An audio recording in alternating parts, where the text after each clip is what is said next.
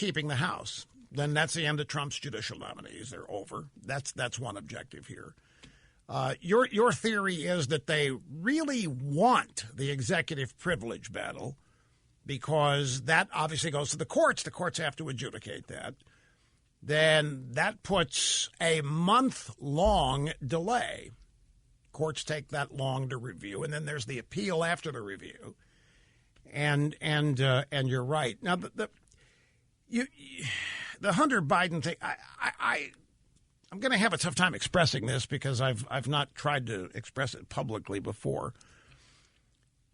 I keep seeing that the Republicans now have the advantage to calling Joe Biden and Hunter Biden because Schiff has screwed up by misrepresenting what Trump said on the phone call. And he did. He lied through his teeth about that phone call.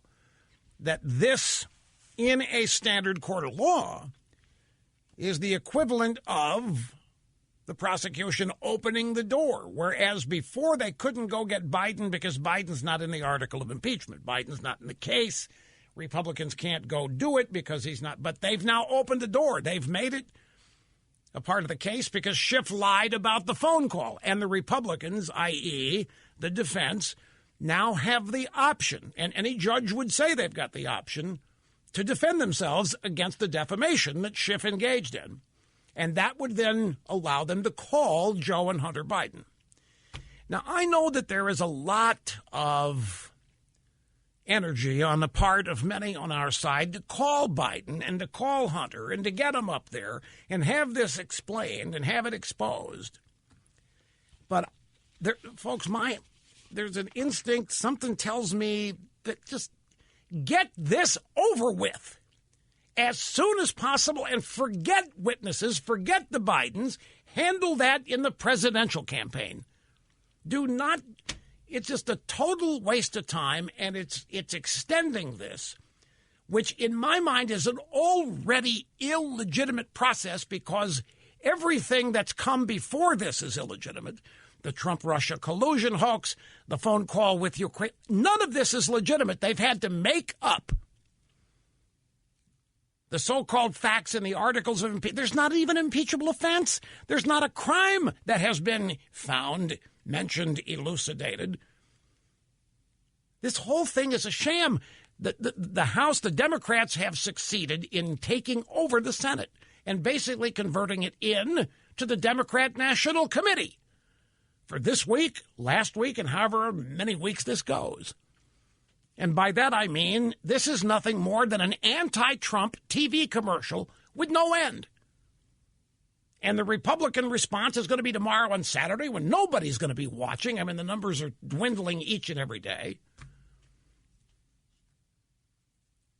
And anything that prolongs this, in my humble estimation, is a mistake. Now, I know that there are other points of view, other opinions, and no, Rush, get the Bidens in there and get this nuked once and for all. Have it shown to the American people how corrupt Biden is, how his family has profited gazillions after gazillions every year Joe Biden's been in government. Fine. I don't think that's going to happen in this trial. Biden is a former senator. There is a collegial, fraternal existence. These guys go out of the way to protect each other. I think the presidential campaign is if you want to go after the Bidens, either whether or not he gets the nomination, Democrat side is the place to do. Anything that extends this, to me, is a tactical and strategic mistake. And there's one other thing along those same lines. Is anybody concerned about the effect all this is having on Trump? I know you all think he's superhuman. And I know you all think he's invincible.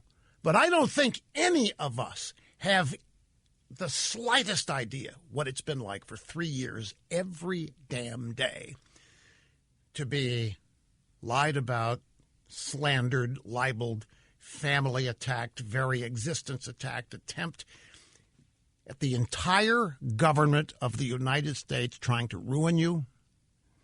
each and every day while you are doing everything you think you can to improve this country and life for as many of your countrymen, as many Americans as you can.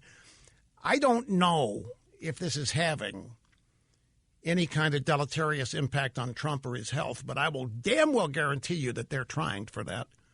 I know damn well, without knowing it per se, I know one of the things they're hoping is that Trump caves. I know they're hoping that he will eventually crack under the never-ending pressure of this. And they don't know how he's going to crack, whether he'll beg for peace, stop it, okay, I promise I won't run, or admit to something or whatever, try to stop it. But it's never going to stop is the point. And my problem with the media, why even our media is getting off covering this. Oh, this is so much fun to cover. I can't. The number of people said, Rush, you got to be loving this. I said, why? Oh, look at the material you've got to work with. Screw that.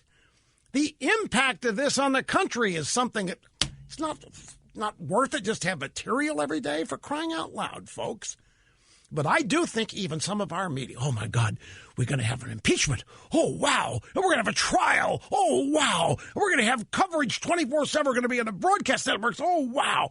Instead of actually analyzing what this is, the damage that it potentially could cause when it's illegitimate, when the whole thing is a gigantic fraud, and yet to cover it as though it's some sort of real thing, giving it a dose of respectability that Adam Schiff doesn't deserve, that Nadler doesn't deserve, Pelosi doesn't deserve. They don't deserve respectability for what they've done here. But, Rush, it's only the fourth time it's happened in American history. I don't care. It is bogus. And just for the record, I don't need crap like this to have material for a good show every day. I'm not somebody that can divorce myself from this and act like this has no impact on my life or the rest of our lives or the future of the country, because it does. This deserves to be squashed. And the people bringing this need to be humiliated and embarrassed, from Pelosi and Schiff on down, instead of being granted all kinds of respect. A bunch of lying skunks. Anyway, I got to take a break. I'm way long here, folks. Hang on. We'll be right back. Okay, folks, have to get out of here for the weekend. Be back here on Monday.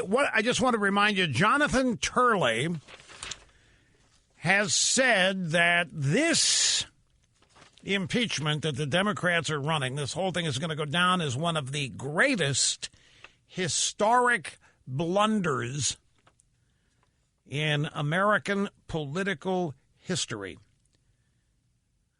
The House completely unmoored by history and by the law. Time will tell. Hope that judgment is accurate and that it happens soon. Anyway, have a great weekend. Be right back here on Monday, revved and ready to go. And see you then. Welcome to today's edition of the Rush 24/7 podcast. Greetings to you, music lovers, thrill seekers, and conversationalists all across the fruited plain. So happy to be back. Great to be with you. It is Friday. You know what that means. Live from the Southern Command in sunny South Florida, it's Open Line Friday. Yes, sir, Bob, whatever's on your mind. Understand we had a really perceptive and great caller yesterday. Yeah, a guy called. Well, according to the show notes I got, I wasn't able to listen yesterday because it's a super secret meeting. But apparently some guy called and said, Rush, after Schiff said that we can't trust the ballot box, a caller called and said, Rush predicted this. He predicted the Democrats are going to try to end elections one day. And that's exactly right. And I'm going to get into that in much greater detail. Schiff is literally out of his mind. It's tough to follow, but he's not alone. Many of the Democrats are in the same mental state that Schiff is in, and it's difficult. It's difficult to get into arguments with the insane. It's difficult to get into arguments with the fool. It's difficult to get into arguments with Looney Tune nutcases, because after a while, people listening to the argument can't tell who's who. It's very, very risky. Now, before we get into the latest on impeachment and begin to tear that down and analyze it and so forth, I think there is some absolutely huge news that is being glossed over. It's, they're not even having to sweep it under the rug because the whole thing's already been swept under the rug. The FBI and the FISA court, the Department of Justice of James Comey, Andrew McCabe, Dana Boente, Rod Rosenstein, have all admitted to abusing their power. They have all admitted that their FISA warrants to spy on Carter Page were bunk. They have admitted that they should not have been sought and that they should not have been granted. The entire pretext for the so-called investigation of Donald Trump for colluding with Russia, the FISA warrants that had opened up the spying, have now been admitted to as fraudulent. Now, let me put this in perspective for you. The FBI and the FISA court now admit that they abused their powers, and all of the people involved in getting those FISA warrants applied for and signed off on, whether they've admitted to it or not, have now been caught up in abuse of power and fraud. And where are we? The Democrats and their media buddies would rather pretend that Donald Trump abused power in a phone call with the president of Ukraine and sweep this under the rug.